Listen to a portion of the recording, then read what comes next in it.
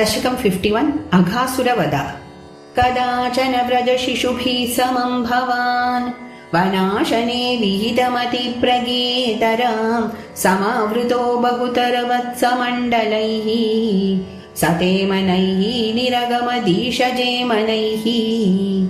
विनिर्यतस्तव चरणाम्बुजद्वया उदञ्चितं त्रिभुवनपावनं व्रजः महर्षय पुलकदरैकलेवरैः उद्गिरे धृतभवदीक्षणोत्सवाः प्रचारयद्विरलशाद्वलेतले पशून् विभो भवति समं कुमारकैः अगासुरोऽन्यरुणदगायवर्तनीं भयानकः सपदि शयानकाकृतिः महाचलप्रतिमतनोर्गुहानिभ प्रसारितप्रतितमुखस्य कानने मुकोदरं विहरणकौतुकाद्गताः कुमारका किमपि विदूरगे त्वयि प्रमादत प्रविशति पन्नगोदरं क्वतत्तनौ पशुपकुले सवात्सके विदन्नितं त्वमपि विवेशितः प्रभो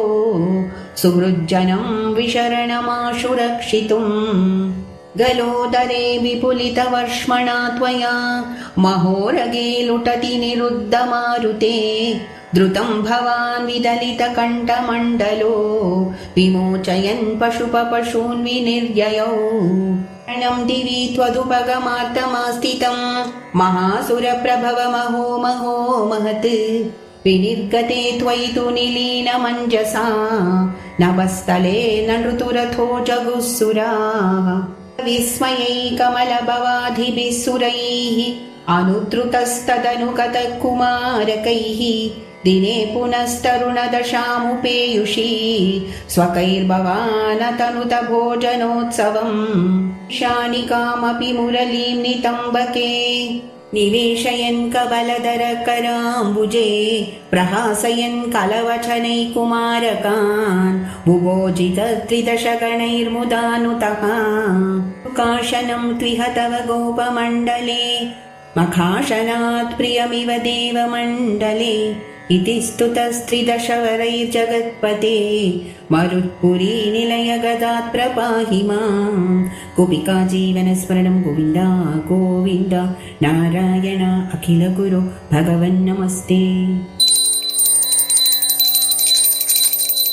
दशकं 52 ब्रह्मगर्वशमनम्।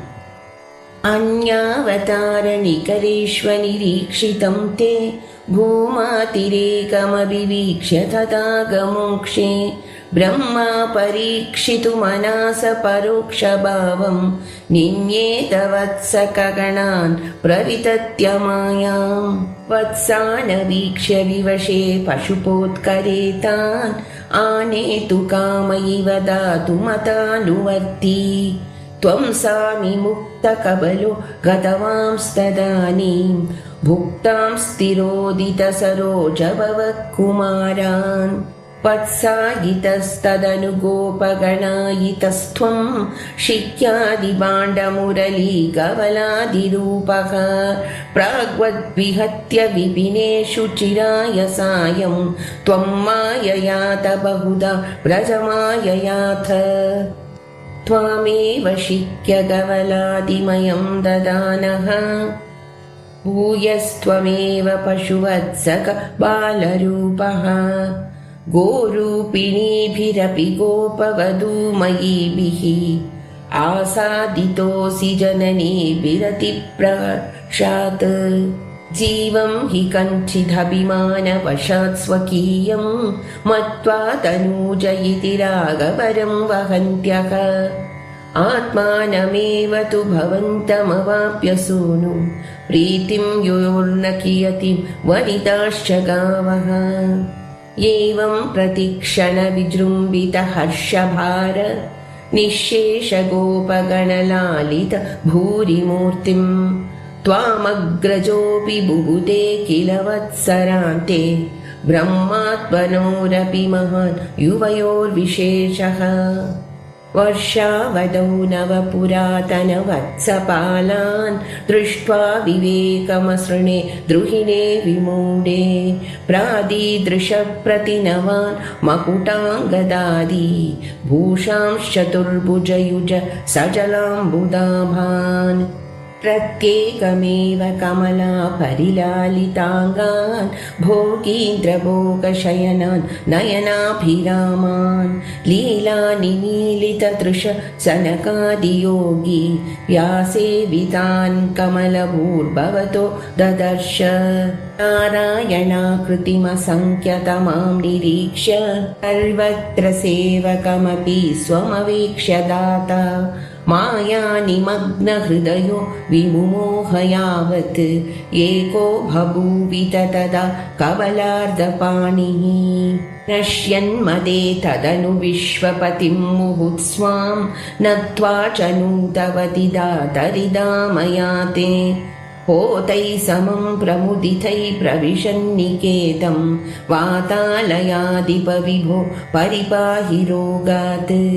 गोपिका जीवनस्मरणं गोविन्दा गोविन्द नारायण अखिलगुरो भगवन्नमस्ते। दशकं 53 धेनुकासुरवधः।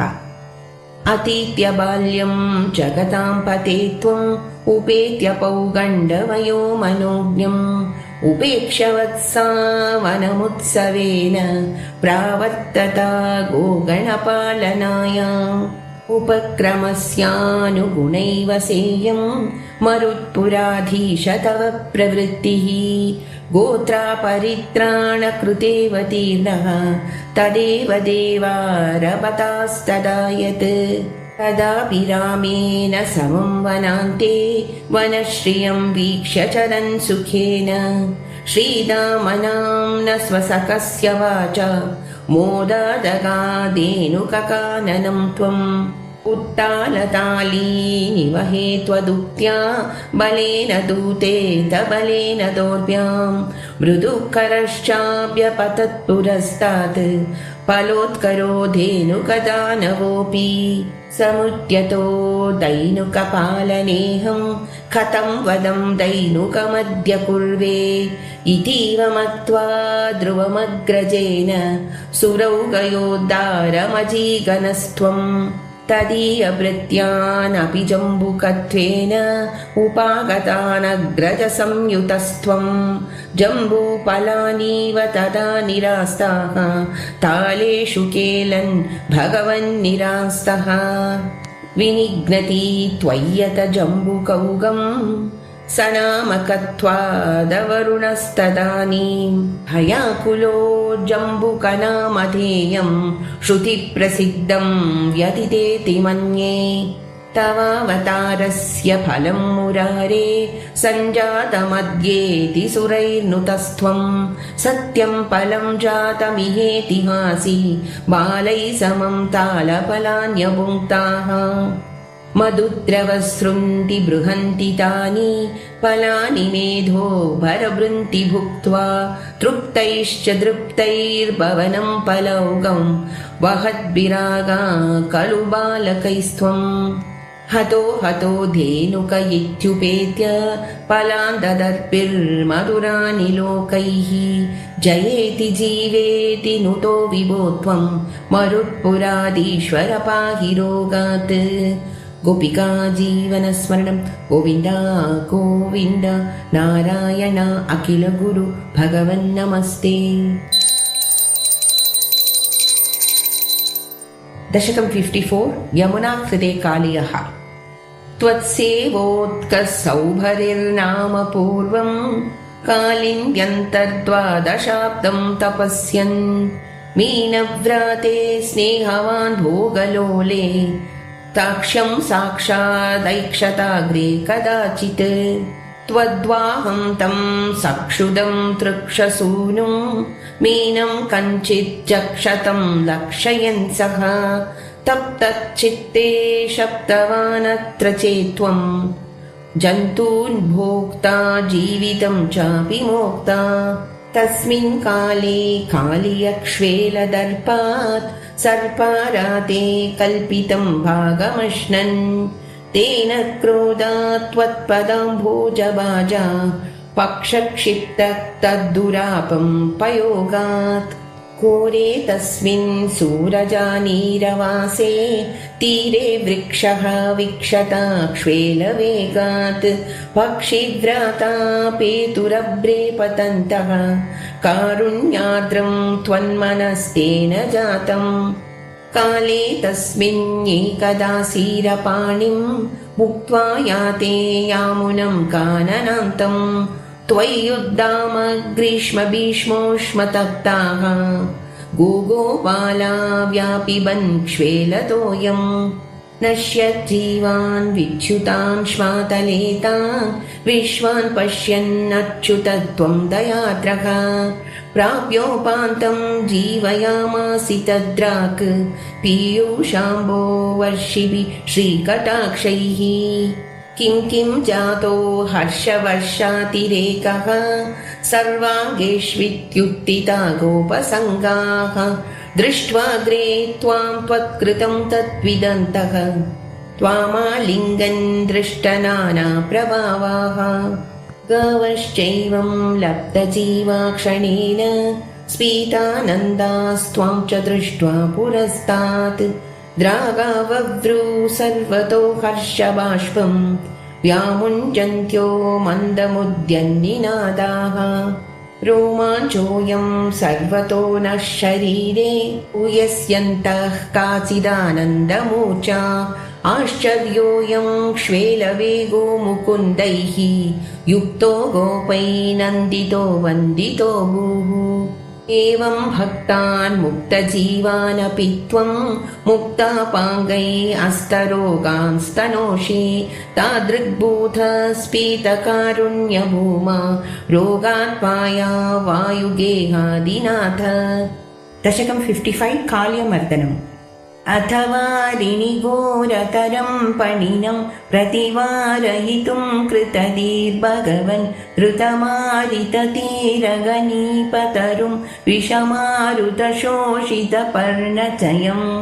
अधिरुह्य पदाम्बुरुहेण च तं नवपल्लवतुल्यमनोज्ञरुचा हृदवारिणि दूरतरं न्यपत परिगूर्णितघोरतरङ्गगणे भुवनत्रयभारभृतो भवतो गुरुभारविकम्पि विजृम्भिजला परिमज्जयति स्मदनुशतकं तटिनी झटिति स्फुटघोषवती अथ दिक्षु विदिक्षु परिक्षु पृथक् भ्रमितोदरवारिनिनादवरै उदकादुदगादुरगाधिपति त्वदुपान्तमशान्तरुषान्तमनाः फणशृङ्गसहस्रविनिस्रमर ज्वलदग्निकणोग्रविशाम्बुधरं पुरतः पणिनं समलोकयता बहुशृङ्गिणमञ्जनशैलमिव ज्वलदक्षिपरिक्षरदुग्रविष श्वसनोष्मभरसमहाभुजग परिदर्श्य भवन्तमनन्तबलं समवेष्टयदस्फुटचेष्टमहो अविलोक्य भवन्तमताकुलिते तटगामिनि बालकदेनुगणे व्रजगेहतलेऽप्यनिमित्तशतं समुदीक्ष्य गता यमुनां पशुपा अखिलेषु विभो भवदीयदशाम् अवलोक्य जिहासुषु जीवपरं पणिबन्धनमाशु विमुच्य जवा उदगं यतहासजुषा भवता